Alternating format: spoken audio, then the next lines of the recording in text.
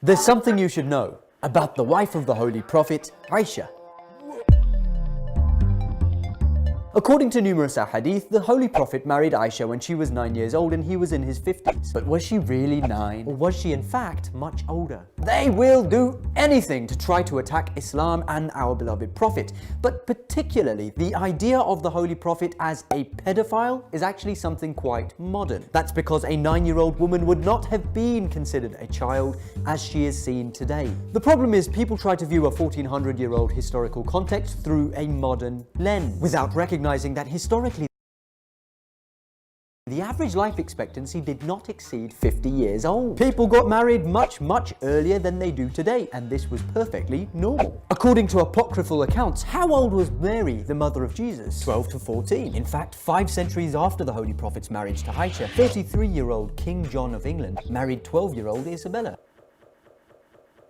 Margaret Beaufort gave birth to Henry Tudor when she was 13 years old. In 1476, Joan of France, Duchess of Berry, was betrothed in a wedding contract at 8 days old and was officially married at the age of 12. In 1477, Anne de Mowbray, the 8th Countess of Norfolk, was aged 6 when she got married, and she died at the age of 10.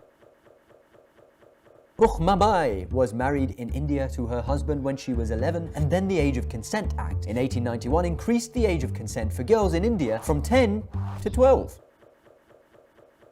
Even as late as 1869, a young Mohandas Gandhi married his 14-year-old wife. It was also the popular norm, as can be seen in the plays, poetry and prose,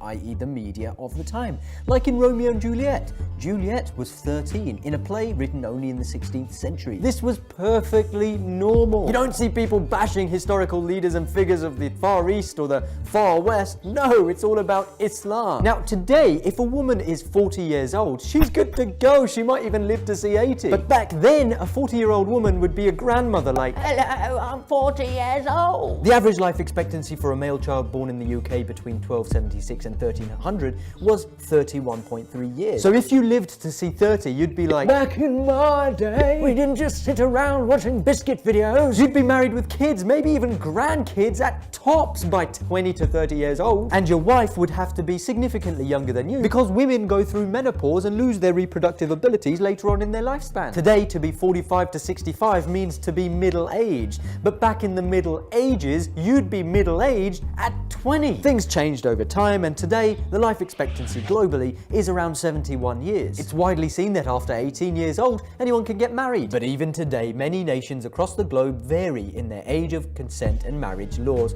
and people can marry even younger than 18. In today's world, people generally get married later. But we can't just turn around and say marrying young, something which is being practiced for like forever, is wrong. If tomorrow famine, disease, and poor health generally grows and life expectancy again decreases, if you don't get married young, you just won't get married. The human species will cease to exist. That's why Islam, a religion which has come for all places, all cultures, and all times, has set the specific boundaries. After puberty, 15 for men and 9 for women, it is encouraged to marry, taking into consideration the context and the time in which you live. Simple. Okay. Well then what's this I hear you say? Hadith. The Prophet wrote the marriage contract with Aisha while she was 6 and consummated his marriage with her when she was 9 years old. Okay. Hadith. It was narrated from Aisha that the Prophet married her when she was 7 and she was taken to him as a bride when she was 9 years old, and she took her dolls with her. Dolls? There is also another hadith which states that Aisha was playing on a swing at the time when her mother took her away from her playmates and married her to the Holy Prophet. Wait, hold, what? A lot of Islamophobes have found these ahadith in our books and used them as pillars on which to build a slur campaign attacking the Holy Prophet, creating cartoons, movies, documentaries, jumping onto social media, making YouTube videos, all to attack Islam. It's these ahadith which cause a stir, understandably, as they don't just depict a young woman, but rather a young girl with the maturity of a child. But what they don't understand is that these very pillars on which they've built their entire campaign are weak. The basis of Islamic principles and thought are derived from the Quran and the ahadith, which can loosely be defined as reports from various personalities describing the words, actions, or habits of the Holy Prophet. But while the Quran is the perfect, flawless, unaltered word of God, no other book is. For a lot of people, when they stumble across such a hadith, it shocks them. But for one who actually studies the ahadith books, it's not a shock. There's a lot of weird things in these books, just like any religious text which has been molded and altered throughout time. You see, after the Holy Prophet passed away, people started to take advantage of the turbulent political climate, creating a hadith out of thin air. There were hypocrites, liars, and enemies of Islam who wanted to distort the message of the Holy Prophet in order to benefit themselves. And there were others who were genuine in their intentions, but they made mistakes or suffered from weak memories. In any case, you'd get people coming out and saying all sorts of weird and wonderful things about the Holy Prophet. If an onion seller wanted to increase his sales in the market, he'd declare, "I heard the Holy Prophet say that eating onions is the path to paradise." If a tyrannical ruler wanted to justify his rule, he'd declare, "I've heard the Holy Prophet say that I'm a pious man." And if somebody wanted to slur the personality of the Holy Prophet,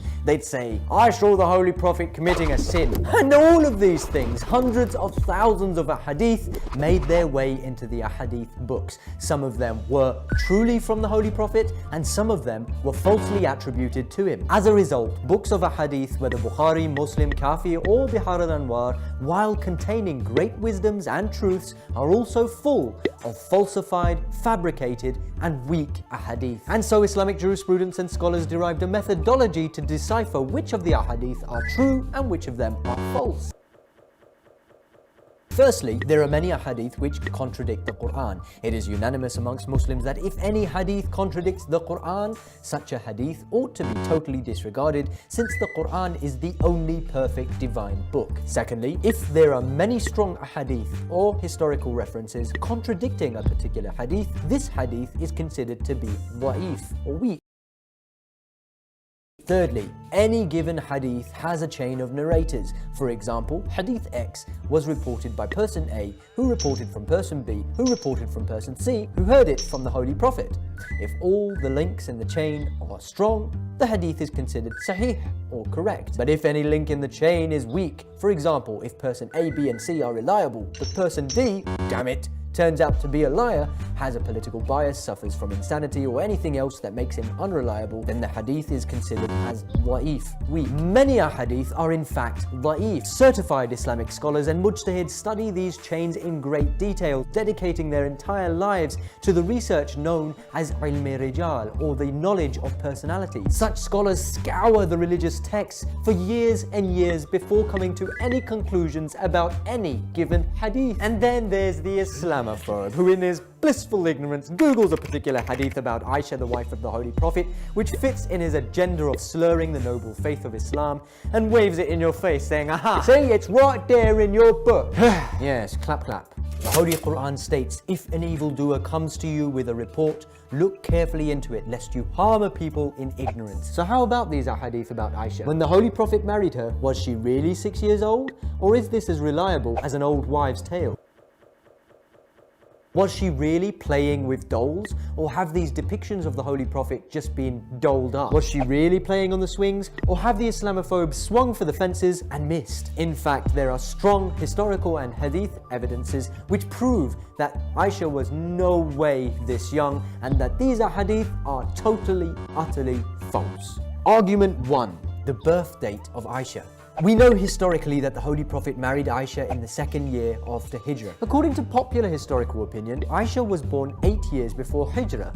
But if that's true, then she'd be 10 when she marries the Holy Prophet. Not 6, not 9.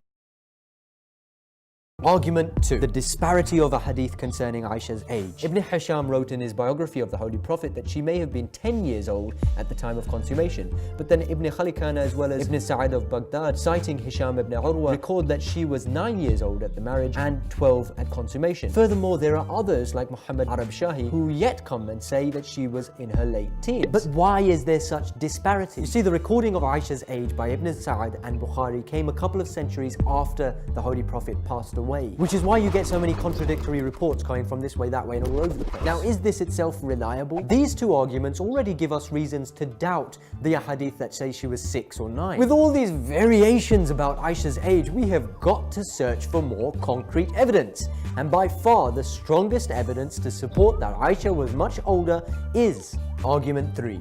Aisha's sister. There is a far more detailed biography of the sister of Aisha, Asma. It details how Asma was born 27 years before Hijrah, and that she was precisely 10 years older than Aisha.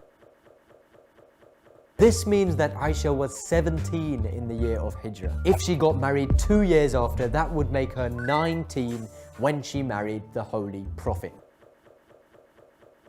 Furthermore, using Asma's biography, we can calculate precisely from her age at the time of her death that Asma was indeed 27 in the year of Hijrah.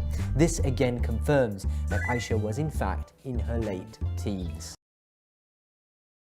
While the exact age of Aisha may be up for debate, these are empirical evidences irrefutably proving that Aisha was no way as young as has been suggested. It is absolutely clear that these ahadith which say that Aisha was playing with dolls or she was on the swings are absolutely and utterly false. 19-year-olds don't play with dolls. To conclude, women have been marrying much earlier than they do today. One cannot simply judge a historical context through a modern lens.